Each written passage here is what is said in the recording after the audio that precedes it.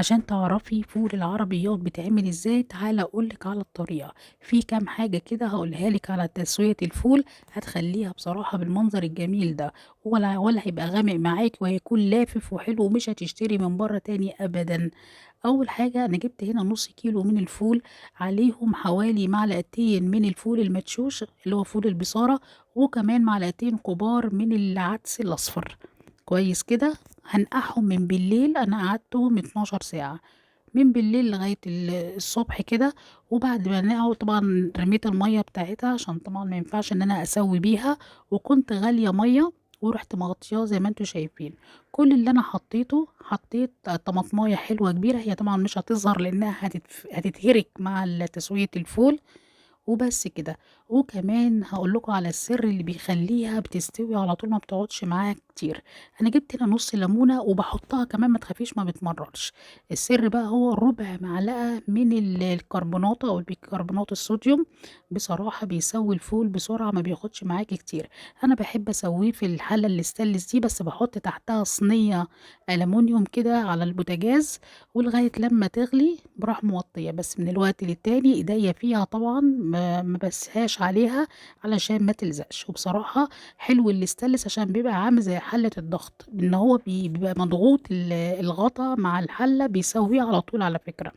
زي ما انتوا شايفين كده بعد ما فات حوالي ساعتين، كان بالمنظر ده. سيبته كمان ساعة، وزي ما انتوا شايفين بعد كده لما يعني مسكت الفولاية لقيتها خلاص دخلت في السوا.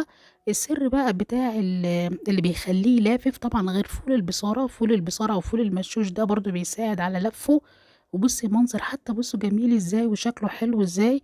بتجيبي بقى نص رغيف عيش بلدي، ولا هنحط نشا ولا هنحط دقيق، هي نص رغيف عيش بلدي هتنقعيه في حبة مية قبلها بشوية كده، وبعد كده بتفركي العيش زي ما انتوا شايفين زي ما انا بعمل بالظبط. والحركة دي بتخليه بقى مش عايزة اقول لكم هتشوفوا بعد ما بتحطيه كده لمدة ساعة هتشوفي هيبقى عامل ازاي. وبعد كده تحطيه على البوتاجاز، اهم حاجة ما تكتريش المية قوي علشان يعني تحطي شوية بشوية عشان ما يبقاش المية كتيرة ومش هيبقى حلو على فكرة. انا بص زي ما انتوا شايفين مش مكتره ميه خالص، ورجعت على البوتاجاز تاني ووطيته. بعد ما فات كده ساعه بصوا المنظر كله اتهرك في بعضه. والعيش بيخليه بصوا تقيل ازاي وبيلف. لكن لا تحطي نشا بقى ولا تحطي دي ولا اي حاجه. بصوا مش عايزين اكتر من كده. بصراحه حاجه في منتهى الجمال، ومش عايزه اقول لكم والله يمكن احلى كمان من فول العربيات. انا بعمل بكمية على حسب، ممكن اعمل كيلو واشيله او نص كيلو على حسب الموجود عندي، وافرزه او احطه في علبة، وكل ما اعوز ان انا يعني اطلع منه على طول. ممكن تعمليه في اكياس صغيرة على قد الاكلة بتاعتك. بصوا المنظر وبصوا كمان وبصوا فاتح ازاي. والليمونة على فكرة مش بتمرر، والعدس والطماطم بيفتحوه.